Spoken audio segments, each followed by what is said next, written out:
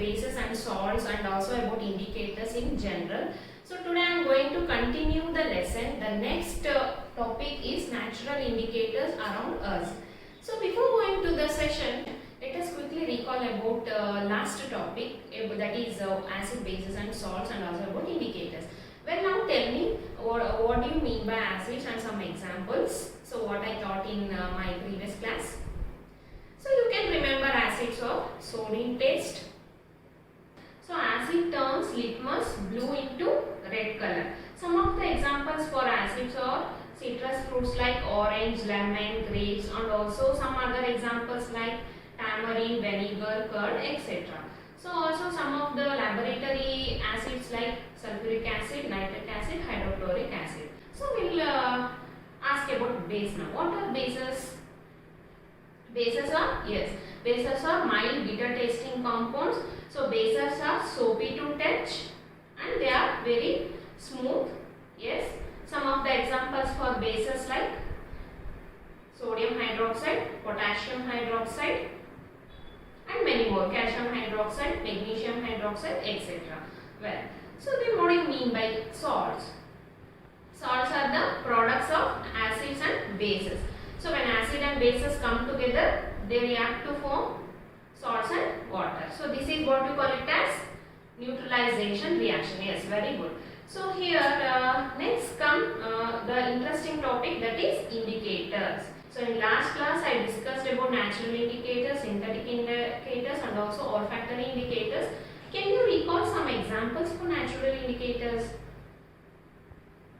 Yes, turmeric, beetroot juice, litmus, hibiscus, very good. So etc. So these are the examples for natural indicators. Well guys, today we are going to discuss about natural indicators.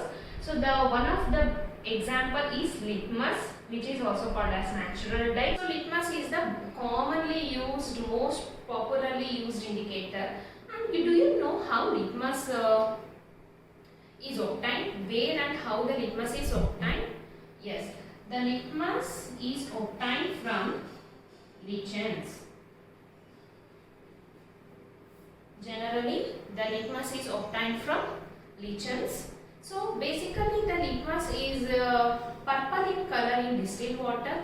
When this solution is reacted with acidic solution, it turns blue to red color, and in basic solution it turns red to blue color. So how this litmus is available, in which form it is available? Can you guess? Yes, litmus is available in the form of solution or, yes, very good, it is obtained in the form of litmus paper. So basically it is occur in the form of a solution, or it is occur in the form of strips of papers called litmus paper, that is red litmus paper and blue litmus paper. Well students, today I am going to show you an activity. It's a very interesting activity where you can perform at your home by your own.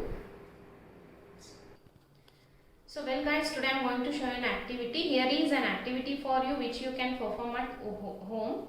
So here you can observe the litmus paper, so which I prepared earlier. So this is, you can prepare this litmus paper by your own. So here comes the water in a bowl. I took some detergent liquid, any detergent liquid you can take. So this one is plain water, this is also plain water, and this is the detergent solution. Well, let's start the activity. So now I am going to add few drops of lemon, and I am going to stir this. So this is lemon water. Now I am going to add lemon juice or lemon water to this litmus paper. So just observe the color guys. So what happened? So the blue litmus paper turned into pink color. Yeah.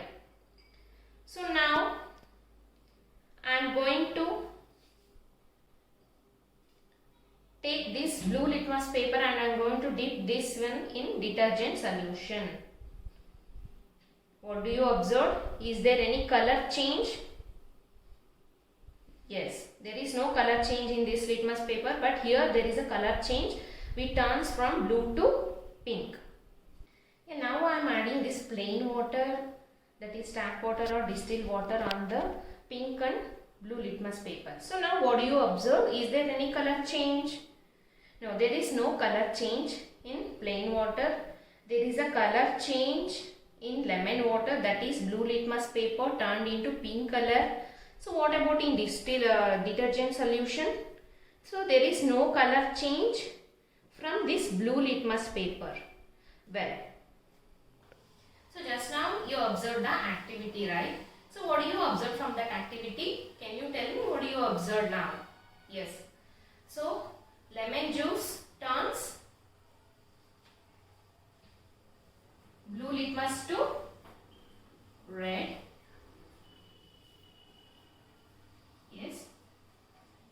Lemon juice turns blue litmus into red. Next, what about detergent solution?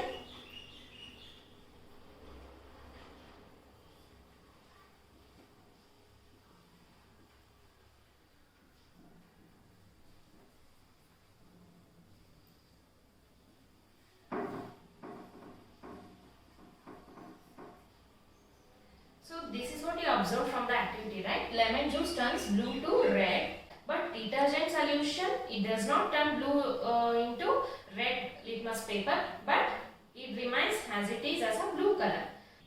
So what do you observe from this activity? Yes, lemon juice turns blue litmus paper into red litmus paper, but what about detergent solution? So the blue litmus paper does not turn into red litmus paper, but it remains as it is, that is blue color. But if you take red litmus paper in the detergent solution, the red litmus paper turns into blue litmus paper. And what about distilled water or plain water? So there is no color change in pink litmus paper and blue litmus paper. So this is what you concluded from this activity, right? Why lemon juice or lemon water turns blue into red, and detergent, why it turns red into blue color? Lemon juice consists of acid and detergent solution acts as a base. Very good.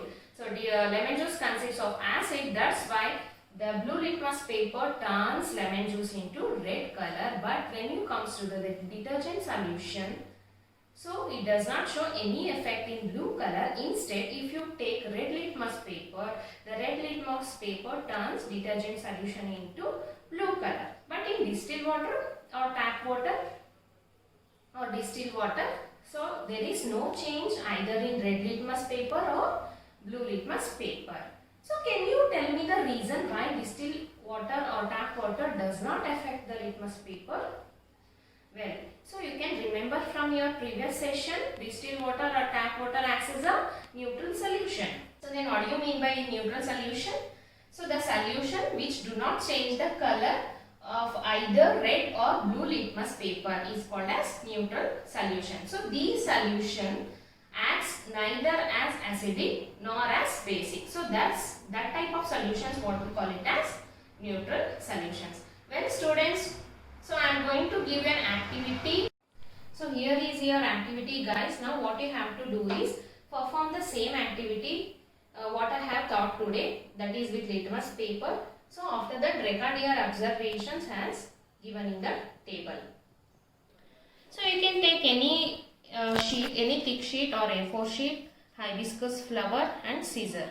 So now what you have to do is, so rub the hibiscus flower to the paper.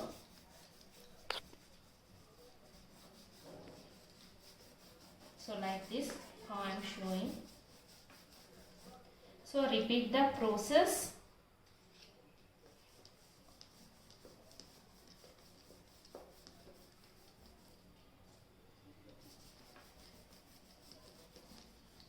It will take only few minutes to dry.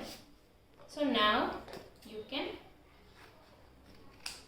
cut this into according to the shape however you want, into small strips.